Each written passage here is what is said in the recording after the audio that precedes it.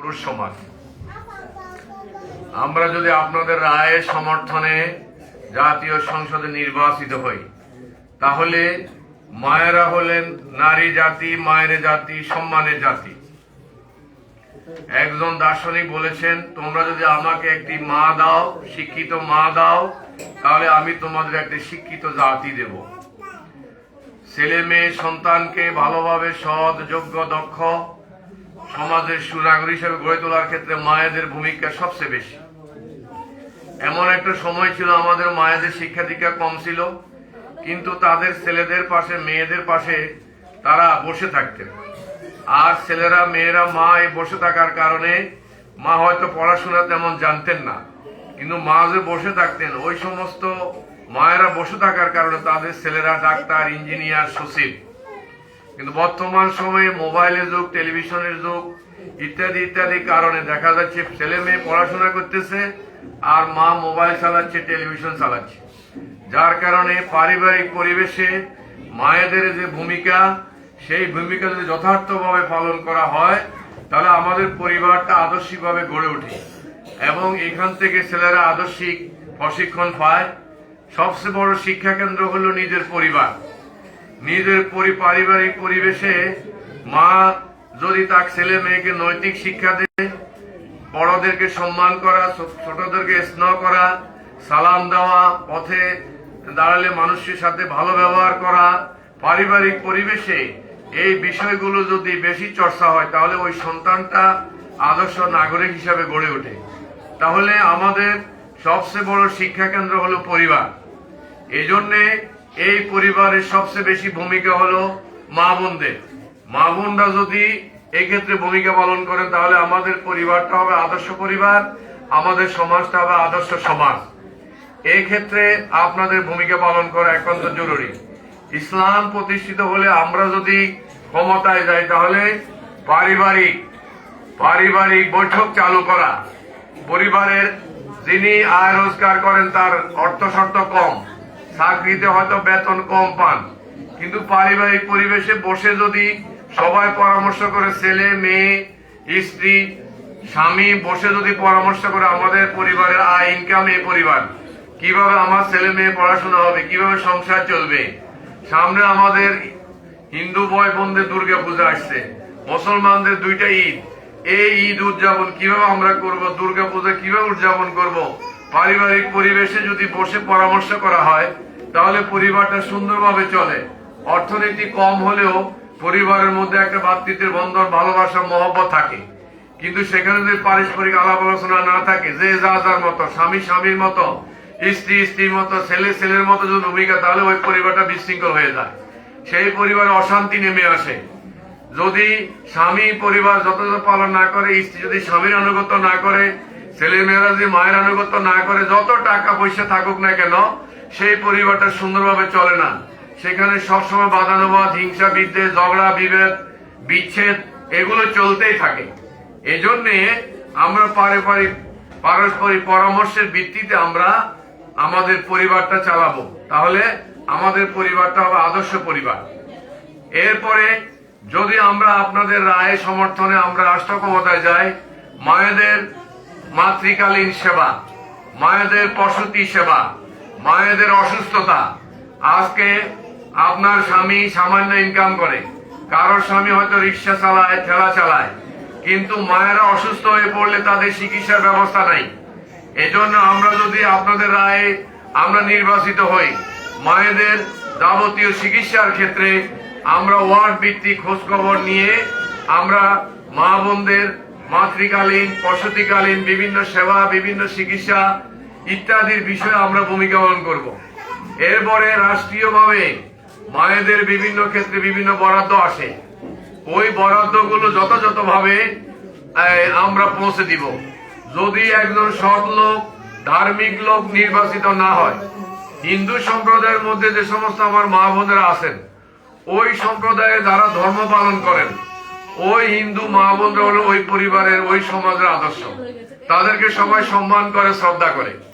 এই জন্য ধর্মকর্ম পালনের ক্ষেত্রে হিন্দু সম্প্রদায়ের বোনেরা যারা আসছেন, আপনারা আপনাদের ধর্মকর্ম পালন করবেন। ওই ধর্মকর্ম পালনের ক্ষেত্রে যিনি অগ্রসর, তিনি কিন্তু সবার কাছে গ্রহণযোগ্য। অপরদিকে মুসলমানদের মধ্যে যারা ইসলাম ধর্ম পালন করেন, তারা যত বেশি ধর্মকর্ম পালন করেন, তারা কিন্তু মহিলাদের মধ্যে আদর্শ। তাহলে যখন আমরা রাষ্ট্র ক্ষমতায় যাব, আপনাদের রায়ে নির্বাচিত হব, তাহলে সরকারিভাবে যে মায়েদের যে বরাদ্দগুলো, এগুলো আমরা বৃদ্ধি করব। মাতৃকালীন ভাতা, প্রসূতিকালীন ভাতা, মাতৃকালীন ছুটি ইত্যাদি ইত্যাদি, মায়েদের চিকিৎসা, এগুলো সরকারিভাবে যে বরাদ্দ, সেগুলো যদি ধর্মভীরু লোক, সৎ লোক নির্বাচিত না হয়, তারা বিভিন্ন কৌশলে নিজের পকেটে ঢুকায়। সুবিধা হলো, আমরা যেহেতু ধর্ম পালন করি, জামাত ইসলামী একটি ইসলামী আদর্শ পালন করে, সুতরাং আমরা অন্যের হক আদায়, অন্যের সম্পদ জুলুম করা, অন্যের হরণ করা, অন্যকে অধিকার বঞ্চিত করা, ধর্মের কারণে আমরা এগুলোতে বিরত। রাষ্ট্রীয়ভাবে যে বরাদ্দগুলো আসবে, সে বরাদ্দগুলো যার নামে আসবে সে পাবে। কিন্তু যদি একজন অসৎ লোক নির্বাচিত হয়, সে নানা কৌশলে সেটা তার পকেটে ঢুকায়। আমরা যদি নির্বাচিত হই, আমাদের ইউনিয়নে যে বরাদ্দ আসবে মায়েদের জন্য, এরপর উপজেলাতে সংসদীয় আসনে যে বরাদ্দ আসবে, যার নামে আসবে সে যথাযথভাবে সেটা পাবে। কিন্তু যদি অন্য ধরনের লোক নির্বাচিত হয়, ভোটের সময় 500 টাকা, 100 টাকা, 1000 টাকা একটা শাড়ি লুঙ্গির বিনিময়ে যারা রায় নিয়ে যায়, নির্বাচিত হওয়ার পরে তারা কি করে, আপনাদের নামে যে বরাদ্দগুলো সেটা তাদের পকেটে ঢুকায়। এখন আমরা কোনটা করব?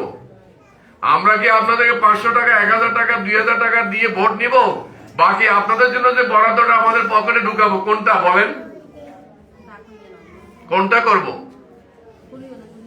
এখন যারা সৎ লোক, ধার্মিক লোক, তারা যদি নির্বাচিত না হয়, তারা এখন আপনাদেরকে 100 টাকা, 200 টাকা, 500 টাকা, চাকরি দিব, বাকরি দিব, নানা কথা বলে আপনাদের ভোটটা নিবে। ভোট নেওয়ার পরে রাষ্ট্রীয় যত বরাদ্দ হবে তাদের পকেটে যাবে। আপনার চিকিৎসা দরকার, আপনি চিকিৎসা পাবেন না। মাতৃকালীন সেবা দরকার, সেটা আপনি পাবেন না। কোনটা আমাদের চাই? আপনার একজন মা বোন বলেন দেখি।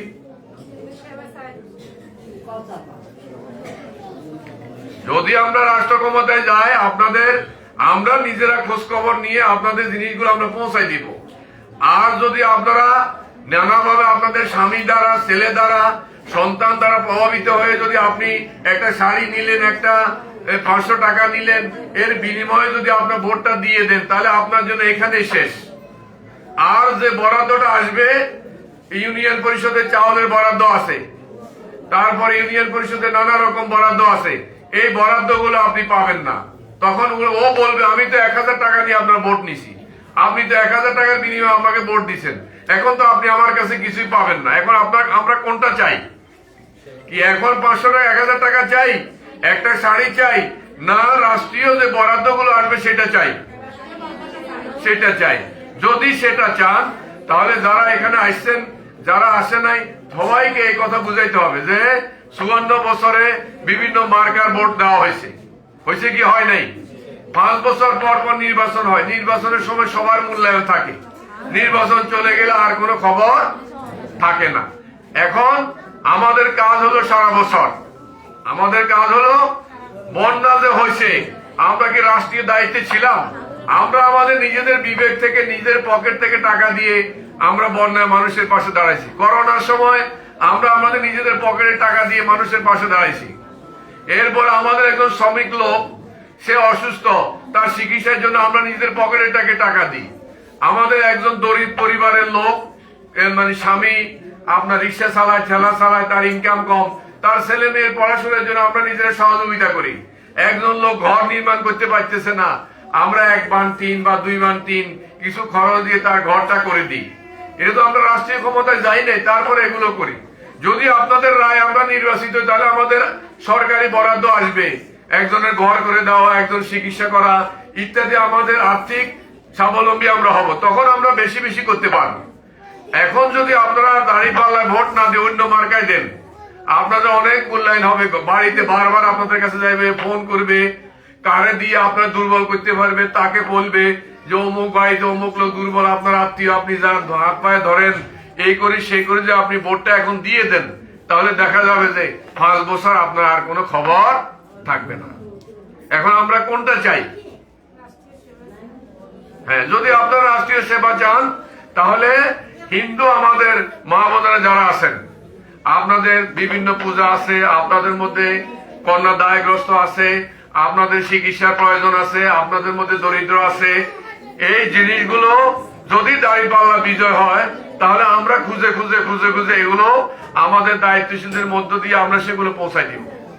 আর যদি আপনারা সেটা না করেন, 500 টাকা 1000 টাকা বিনিময়ে আপনার স্বামী আপনাকে বাধ্য করলো, ছেলে বাধ্য করলো, আপনি দাঁড়িপাল্লায় ভোট দিবেন, কিন্তু আপনার স্বামী আপনারে বাধ্য করলো, আপনি অন্য মার্কায় ভোট দিলেন, তাহলে হইলো কি, এই যেটুকু এখন হলে এরপরে আর কোনো খোঁজ খবর আপনার থাকবে না। এই জন্যে আমরা চাই যে সব সময় আপনাদের পাশে থাকার জন্য। আমরা আপনাদের দুর্গা পূজার সময় হিন্দু মা বোনরা যারা আসছেন, আপনাদের 31টা মণ্ডপে আমি গিয়েছিলাম, 31টা কবিরহাটে, বোনেরা মা বোনেরা কথা বলবেন না, 31টা মণ্ডপে আমি গিয়েছি। কবিরহাটে হলো 18টা আর কোম্পানিগঞ্জ হলো 13টা, এই 31টাতে গিয়েছি। প্রত্যেকটা জায়গায় আমি বলেছি আপনাদের মধ্যে যারা ধর্ম পালন করে তারা ভালো, আর আমরা যারা জামাত ইসলামী করে আমরা ধর্ম পালন করি, আমরা চাই না ধর্মের কারণে কারোর উপর নির্যাতন হোক, নিষ্পেষণ হোক, এটা জামাত ইসলাম চাই না। আমাদের নবী মোহাম্মদ রাসূলুল্লাহ ইসলাম বলছেন, যদি মুসলমানরা তোমরা যদি হিন্দু ধর্মের কারোর উপরে কোনো জুলুম করো, কালকে আমাদের ময়দানে আমি হিন্দু ধর্মের পক্ষে দাঁড়াবো। এই জন্য জামাত ইসলামী ইসলামী ছাত্র শিবিরের কোন লোক হিন্দু সম্প্রদায়ের কোন পূজা পার্বণ গত 54 বছরে হিন্দু সম্প্রদায়ের কোন জমি জামা আপনাদের কোন মেয়েদের উপর কোন নির্যাতন জামাত ইসলামের কোন লোকেরা করে নাই। যাদেরকে বিগত সময় আপনার নৌকা মার্কায় ভোট দিচ্ছেন, অন্য মার্কায় ভোট দিচ্ছেন, তারা এগুলো করছে। তারা আপনাদেরকে ভয়ের মধ্যে রাখে যে আমাদেরকে ভোট দিতে হবে, নাহলে এই হবে সেই হবে, নানা ভয় ভীতির মধ্যে রাখি তারা আপনাদেরকে ভোট নিয়ে যায়। এখন আপনারা এখন কোনটা করবেন আপনাদেরকে সিদ্ধান্ত নিতে হবে। 5 আগস্টের পরে প্রত্যেকটা পূজা মণ্ডপ আমরা পাহারা দিছি। আমাদের আমি ডাক্তার শফিকুর রহমান বলছেন যে বাংলাদেশে সংখ্যালঘুর সংখ্যাগুরু বলতে কিছু নাই। হিন্দু সম্প্রদায়ের একটা ছেলে যদি উপযুক্ত হয় সে চাকরি পাবে, এটার জন্য কোনো ঘুষ দিতে হবে না। বর্তমানে ঘুষ ছাড়া কোনো চাকরি কি হয়? হয় না। তাহলে দাঁড়িপাল্লা মার্কা বিজয় হলে আপনার ছেলের যোগ্যতা আলোকে সে চাকরি পাবে, সে হিন্দু সম্প্রদায়ের হোক বৌদ্ধ সম্প্রদায়ের হোক, তার যোগ্যতা আছে, সে ঘুষ ছাড়া চাকরি পাবে। এখন আপনারা কি 500-1000 টাকা একটা শাড়ি লুঙ্গি চান, না আপনার যোগ্য ছেলেটা চাকরি পাক এটা চান? যদি এটা চান তাহলে ধার্মিক লোকেরা আসতে হবে। ধার্মিক লোকেরা না আসলে আপনার ছেলে যোগ্য দক্ষ, হাজার হাজার ছেলে ঘুরতেছে, তার যোগ্যতা আছে, ইন্টারভিউ রিটেনে ফার্স্ট হয়েছে, ভাইভাতে তার চাকরি নাই, কেন নাই? ঘুষ দেয় নাই। এখন আমরা যদি দাঁড়িপাল্লা বিজয় হলে কেউ ঘুষ লাগবে না চাকরিতে। দাঁড়িপাল্লা বিজয় হলে আপনাদের চিকিৎসার ক্ষেত্রে আমরা আপনাদের পাশে দাঁড়াবো। আপনাদের কন্যা দায়গ্রস্ত, বিয়ে শাদী হচ্ছে না, আর্থিক সমস্যার কারণে বিয়ে শাদী দিতে পারে, ওদেরকে আমরা সহযোগিতা করব। আপনাদের হিন্দু সম্প্রদায়ের মধ্যে আছে কেউ ঘর করতে পারতেছে না, তাদেরকে আমরা সহযোগিতা করব। এখন আপনারা সিদ্ধান্ত নেবেন আপনারা কোনটা করবেন। হ্যাঁ, এই জন্য প্রত্যেক মা বোনেরা আপনারা এখানে যারা আসছেন, এর বাইরে আপনাদের আত্মীয় স্বজন যে যেখানে আছে, যে অতীতে বিভিন্ন মার্কে আমরা ভোট দিছি, ধানের শীষ দিছি, নাঙ্গল দিছি, নৌকা দিছি শেষ। এখন এবার আমরা দাঁড়িপাল্লা মার্কায় ভোট দিয়ে এবার আমরা দেখি তারা কি করে। কি বলেন? কি আপনারা রাজি আছেন? প্রত্যেক মা বোনদের প্রতি আমরা বিনীত আরজ করব যে আমরা যত ধর্মকর্ম পালন করি, আমরা চাই না হিন্দুদের উপর জুলুম হোক। আমরা ধর্মকর্ম পালন করে আমরা চাই না মুসলমানদের কোনো মেয়ে নির্যাতিত হোক, নিষ্পেষিত হোক। ছাত্র শিবির কোনোভাবেই এটার সাথে জড়িত না। হিন্দু সম্প্রদায়ের মা বোনদেরকে বলছি, বাংলাদেশের 4টা বিশ্ববিদ্যালয়, হিন্দু সম্প্রদায়ের মা বোন একটু শুনেন, ঢাকা বিশ্ববিদ্যালয়ে হিন্দু সম্প্রদায়ের লোকেরা ছাত্র শিবিরের প্যানেলে ছিল, সে বিজয় হয়েছে। বিভিন্ন বিশ্ববিদ্যালয়ে হিন্দু সম্প্রদায়ের ছাত্ররা ছাত্র শিবিরের প্যানেলে থাকছে, তারা সেখানে বিজয় হয়েছে। এই জন্য সারা বাংলাদেশের মেধাবী সকল হিন্দু বৌদ্ধ খ্রিস্টান সবাই ইসলামী ছাত্র শিবিরের সাথে। কথা বুঝতে পারছেন? হিন্দু সম্প্রদায়ের মেয়েরা যারা বিশ্ববিদ্যালয় হলে আছে, তারা তাদের সুযোগ সুবিধা পাইতেছে, চিকিৎসা সুবিধা পাইতেছে, কিন্তু অতীতে পায় নাই। অতীতে বিশ্ববিদ্যালয়ে ছাত্রীরা তাদের কোনো অধিকার পায় নাই, ছাত্র অধিকার পায় নাই, মেধাবী ছাত্র অধিকার পায় নাই। এখন মেধার ভিত্তিতে বিশ্ববিদ্যালয়ে সিট বন্টন হয়, আগে দলীয় ভিত্তিতে বন্টন হইতো। তাহলে এখন সুবিধা কোনটা? সেটা হলো ধার্মিক লোকেরা নির্বাচিত হয়, তারা কারোবার কোনো জুলুম করবে না। আমরা আমাদের বিগত ছাত্র জীবন, আমাদের রাজনৈতিক জীবন, পেশা জীবন, আমি যে প্রতিষ্ঠানে চাকরি করে সেখানে হিন্দু মহিলা আছে, তিনি শিক্ষকতা করেন, তিনি এটা বলতে পারবেন না যে আমরা অন্যায়ভাবে কোনো কথা তাকে বলেছি। আমাদের আশেপাশে আমার ওয়ার্ড হলো সিরাজপুরে 5 নম্বর ওয়ার্ড, সেখানে 5 নম্বর ওয়ার্ড, সেখানে অনেক হিন্দু মহিলা আছে, পুরুষ আছে, নারী আছে। কেউ কোনোদিন বলতে পারবে না যে আমরা জামাত ইসলামী করার কারণে, ভিন্ন ধর্মের কারণে আমরা তাদেরকে কোনো জুলুম করছি। প্রত্যেকটা হিন্দু সম্প্রদায়ের পুরুষ মহিলা আমাদের ভোট করতেছে, কারণ তারা দেখছে যে জামাত ইসলামের লোক তারা ধর্মকর্ম পালন করে, তারা হিন্দু সম্প্রদায়ের উপর কোনো নির্যাতন নিষ্পেষণ করে না। কথা কি আমি বুঝাতে পারতেছি আপনাদের? একেবারে সাদা মাটা পারিবারিক কথা আমরা বলতেছি। তো সুতরাং আপনারা কারো প্রতি প্রভাবিত না হয়ে, কোনো ভয় ভীতি কোনো কিছু আপনারা গ্রহণ না করে, আগামী দিনে যদি আপনারা পার্লামেন্টকে আমাদেরকে ভোট দেন, আপনাদের আত্মীয় স্বজন যে যেখানে আছেন, রাষ্ট্রীয়ভাবে যে বরাদ্দগুলো ইউনিয়ন পরিষদে আছে সেগুলো আপনারা পাবেন। আপনারা ধর্মকর্ম পালনের নিরাপত্তা পাবেন।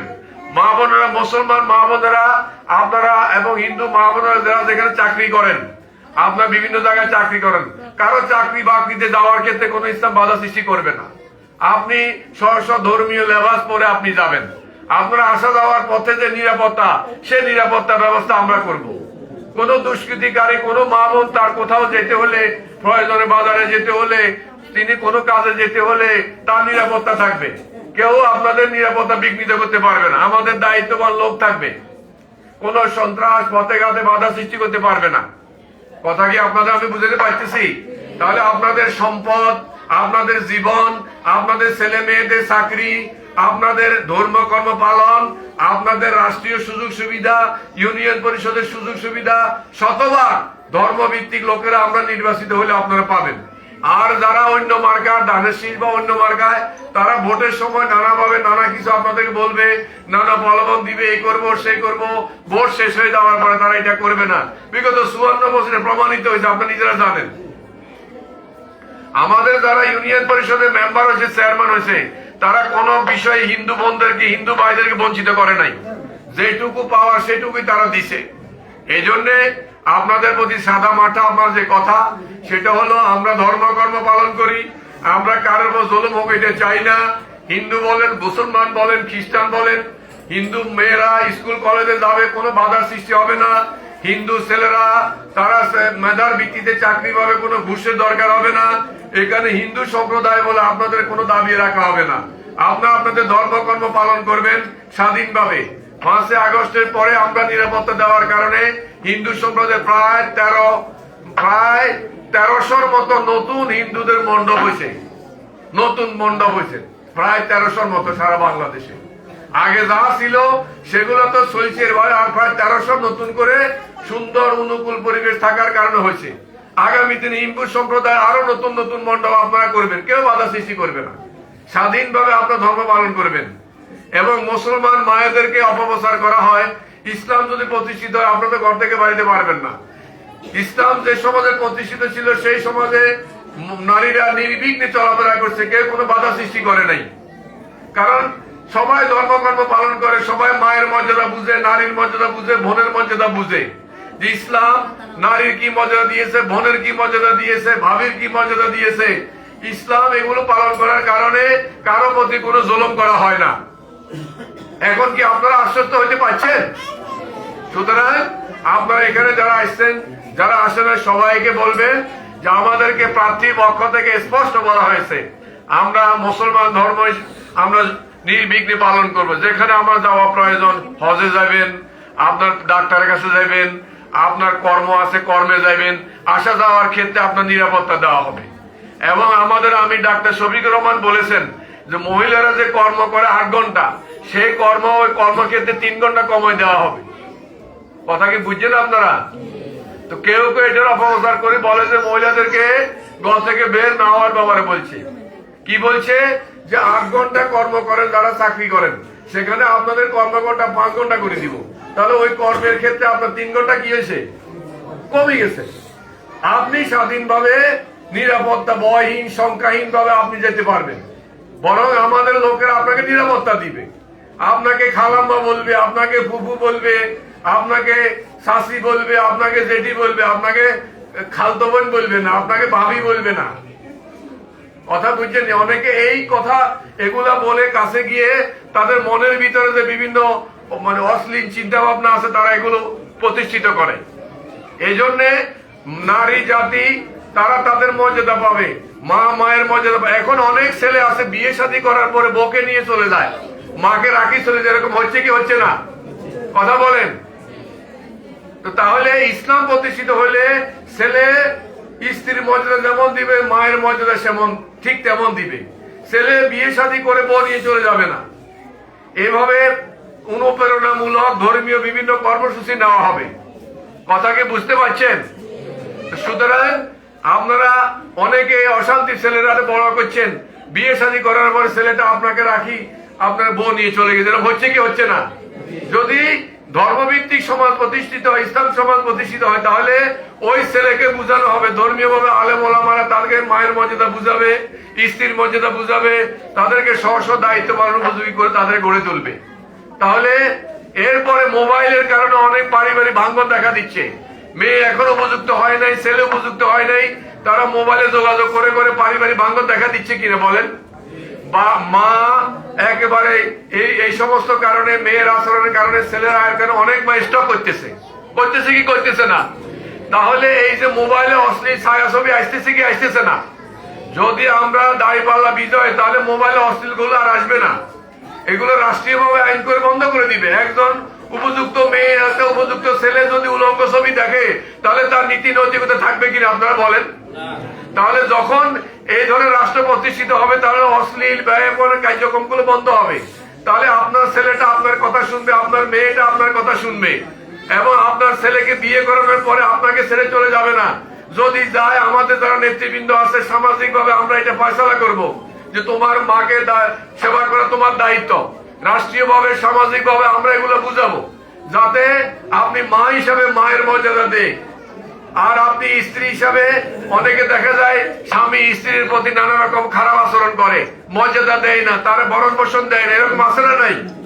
যদি আমরা দাঁড়িপাল্লা বিজয় হই, তাহলে আমরা বিভিন্ন অনুষ্ঠানের মধ্য দিয়ে ছেলে মেয়ে মা কার কি মর্যাদা এগুলো নিয়ে আলোচনা হবে, সেমিনার হবে, বিভিন্ন প্রোগ্রাম হয়ে তাদের দায় দায়িত্বের ব্যাপারে আমরা তাদেরকে বুঝাবো। তাহলে দেখবেন যে সবাই শান্তিতে নিরাপদে আপনারা ঘুমাতে পারবেন, আপনার ছেলে পড়াশোনা করে বউ নিয়ে চলে যাবে না, ইত্যাদি ইত্যাদি বিষয়গুলো আমরা করব। এখন বলেন এগুলো আমাদের কল্যাণ হবে কিনা? এগুলো যদি কল্যাণ আপনারা মনে করেন, হয়তো আপনাদেরকে আমরা সামান্য একটা প্যাকেট দিলাম, একটা নাস্তা দিলাম, এর থেকে তো বেশি কিছু আমরা দিতে পারবো না। আমরা আপনাদেরকে সেবা দিতে পারবো, আপনাদের বিপদের পাশে দাঁড়াতে পারবো, রাষ্ট্রীয় বরাদ্দ আপনাদের দিতে পারবো, আপনার ঘর নাই ঘর করে দিতে পারবো। এখন আপনাকে কি ভোট দেওয়ার জন্য 1000 টাকা দিতে পারো? এখন আপনি যদি কারো অবলম্বনে 500 টাকা 1000 টাকার বিনিময়ে আপনি অন্য মার্কায় দাঁড়িপাল্লা ছাড়া অন্য মার্কায় আপনি রায় দিয়ে দেন, আপনি বিগত সময়ও দিচ্ছেন, এটা কি আপনি দেখছেন? এবার একবার আমাদের কথা বিশ্বাস করেন, যেহেতু হিন্দু সম্প্রদায় যারা আছে তারা ধর্ম বিশ্বাস করেন, মুসলমান যারা আছে তারা ধর্ম বিশ্বাস করেন। ধর্মের মধ্যে কি মিথ্যা কথা আছে? হিন্দু ধর্মের মধ্যে আছে, মুসলমান ধর্মের মধ্যে আছে। প্রতারণা হিন্দু ধর্মে আছে, মুসলমান ধর্মে আছে। তো ধর্মের কর্ম হয়তো এগুলো নাই। সুতরাং আপনারা যদি আমাদেরকে রায় দেন, আপনার আত্মীয় স্বজন যেখানে আছে, আপনার একজন লোক এই ধরেন সিরাজপুরে আছে, একজন লোক আপনার নরোত্তরপুরে আছে, আপনাদের হিন্দু সম্প্রদায়ের আছে না লোকজন, যে যেখানে আছে বলে দিবেন এবার তোমার দাঁড়িপাল্লায় ভোট দিবা। পারবেন কি পারবেন না? আপনাদের আমার কথা আশ্বস্ত হন, তাহলে আপনার এই কথাগুলো বলবেন। আর মায়েরা, পুরুষ মুসলমান মা বোনেরা যারা আসছেন, আপনারা একেবারে নিরাপদে থাকবেন, ধর্মকর্ম পালন করবেন। ধর্মকর্ম আপনার আত্মীয় স্বজনের বাড়িতে যাওয়া, কোথাও আপনাদেরকে কোনো বাধা সৃষ্টি করবে না। ইসলাম বাধা সৃষ্টি করে না। ইসলাম নৈতিক আদর্শের কথা বলে, আপনার দায় দায়িত্বের কথা বলে, স্বামীর কি দায়িত্ব, স্ত্রীর কি দায়িত্ব, মায়ের কি দায়িত্ব, এগুলো আপনার নিরাপদে চলা করা, শালীন পোশাক পরা, আপনার নিরাপত্তার জন্য এটা বলে। এখন মনে করেন একজন লোক যদি অর্ধ উলঙ্গ পোশাক পরে একজন মা বাইরে যায়, আর একজন মহিলা যদি শালীন পোশাক পরে যায়, আপনার বোরকা পরে যায়, কে নিরাপদ বলেন তো? যারা শালীন পোশাক পরে যায়, বোরকা পরে যায়, তারা পথে ঘাটে নিরাপদ না? এখন কেউ যদি উচ্ছৃঙ্খল পোশাক পরে যায়, যুবকেরা তাদেরকে সুশুরি দেয়, তাদেরকে ঘেরাও করে, তাহলে তার পোশাকের কারণে সে যুবকদের নজরে আসতেছে, ঠিক কিনা বলেন? এই জন্য আমরা চাই যে আপনাদের নিরাপত্তা, পারিবারিক পরিবেশে মা হিসাবে, বোন হিসাবে আপনারা পরিবারটাকে সুন্দর করে সাজাবেন। ধর্মভিত্তিক হিন্দু সম্প্রদায়ের মানুষরা হিন্দু ধর্মের আলোচনা করবেন, মুসলমান ধর্মের বাইরে ছেলে মেয়েদেরকে নিয়ে সকালবেলা কোরআন পড়বেন, হাদিস পড়বেন, ছেলেকে নিয়ে পড়বেন এবং ছেলে সকালবেলা নাস্তাটা দিবেন, আসা যাওয়ার পথে খোঁজ খবর রাখবেন, প্রতিষ্ঠানে পড়াশোনা করে সেখানে শিক্ষকদের সাথে যোগাযোগ করবেন। তাহলে দেখবেন যে আপনার ছেলেটা মেয়েটা কাঙ্ক্ষিত ভাবে গড়ে উঠবে। আপনি যদি মেয়ের হাতে মোবাইল দেন, ছেলের হাতে মোবাইল দেন, তাহলে কি তারা ভালোভাবে গড়ে উঠবে? সেজন্য ধর্ম হইল কল্যাণ, ধর্ম হইল কল্যাণ, দুনিয়ার কল্যাণ, আখেরাতের কল্যাণ।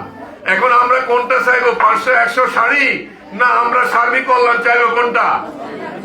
সার্বিক কল্যাণ যদি চান, হিন্দু ধর্মের মা বোনেরা বিশ্বাস করেন কল্যাণ সৃষ্টিকর্তার পক্ষ থেকে আসে, দেবতার পক্ষ থেকে আসে, ঠিক কিনা? আমরা মুসলমানরা মনে করি যে রিজিকের পয়সা আল্লাহর পক্ষ থেকে হয়, শান্তির পয়সা আল্লাহর পক্ষ থেকে হয়, ঠিক কিনা বলেন? যে যে তার ধর্ম পালন করলে তার কোনো সমস্যা এখানে নাই। আর আমরা কি করব? আমরা আপনাদের সার্বিক নিরাপত্তা দিব, সরকারি বরাদ্দগুলো আপনাদের কাছে পৌঁছায় দিব, আপনাদের যারা অসুস্থ আছেন চিকিৎসার ব্যবস্থা করব, যাদের ছেলে মেয়েদেরকে যারা দক্ষ, যোগ্য, অভিজ্ঞ, বিনা ঘুষে তাদের চাকরি হবে, ঠিক কিনা? আর যদি অন্য মার্কার দিতে, অন্য মার্কার ভোট দেন, তারা একটা ছেলে রিটেনে টিকছে, বাইবাতে টিকছে, এরপর বলবে যে আমাকে 2 লাখ টাকা দিতে হবে, তোমার চাকরি হবে না। আপনারা মায়েরা যারা আছেন স্বামীদেরকে জিজ্ঞাসা করেন ছেলেদের চাকরির ব্যাপারে জমি জমা বিক্রি করে ঘুষ দিছে কি দেয় নাই? তো তাহলে এখন আপনি 500 টাকা, 1000 টাকা একটা শাড়ির বিনিময়ে আপনি ভোট দিয়ে দিলেন, আর ছেলে যোগ্যতা হওয়ার পরেও 2 লক্ষ 3 লক্ষ টাকা ঘুষ দিতে হয় চাকরির জন্য, ঠিকই ঠিক না বলেন? সুতরাং আপনারা যা যা ধর্ম পালন করবেন, ইসলাম হিন্দু সম্প্রদায় ধর্মের ক্ষেত্রে কোনো বাধা সৃষ্টি করে নাই, করবেও না। আপনাদের পুরুষেরা, আপনাদের হিন্দু সমাজ পুরোহিতের সাক্ষী, 54 বছরে হিন্দু সম্প্রদায়ের কোনো জমি জামাত ইসলামী ছাত্র শিবির দখল করে নাই, এটা প্রমাণিত সত্য। সুতরাং আপনারা কারো কথা কোনো ভয়ভীতিতে আপনারা না হয়ে আপনারা স্বাধীনভাবে কেন্দ্রে গিয়ে দাঁড়িপাল্লায় ভোট দিবেন। যারা এখানে আসছেন তারা আসেন নাই, যাদের আত্মীয় স্বজন কোম্পানিগঞ্জের 8টা ইউনিয়ন, একটা পৌরসভা এবং কবিরহাটের 9টা ইউনিয়ন, একটা পৌরসভা, এই এলাকার মধ্যে আপনাদের হিন্দু সম্প্রদায়ের আত্মীয় স্বজন যে যেখানে আছে তাদের কাছে আপনার ফোনে বলে দিবেন যে আপনার দাঁড়িপাল্লায় ভোট দেন। দাঁড়িপাল্লার প্রার্থী আমাদের কাছে আসছে, আমাদেরকে আশ্বস্ত করছে। এরপরে মায়েরা এই 17টা ইউনিয়ন, 2টা পৌরসভা, বসুরহাট পৌরসভা, কবিরহাট পৌরসভা, এরপরে এদিকে নরতনপুর, এরপরে ঘোলবাগ, সুন্দরপুর, এরপরে এই অশ্বদিয়া, নেয়াজপুর, এই যত ইউনিয়ন আছে যেখানে আপনাদের আত্মীয় স্বজনরা আছে, আপনারা বলবেন যে অতীতে আমরা অনেক ভোট দিছি, ঠিক আছে, এবার আপনার দাঁড়িপাল্লা ভোট দেন। দাঁড়িপাল্লার প্রার্থী আমাদের এই প্রোগ্রামে আসছে, আমাদেরকে আশ্বস্ত করছি। আমি কি আপনাদেরকে আশ্বস্ত করতে পারছি?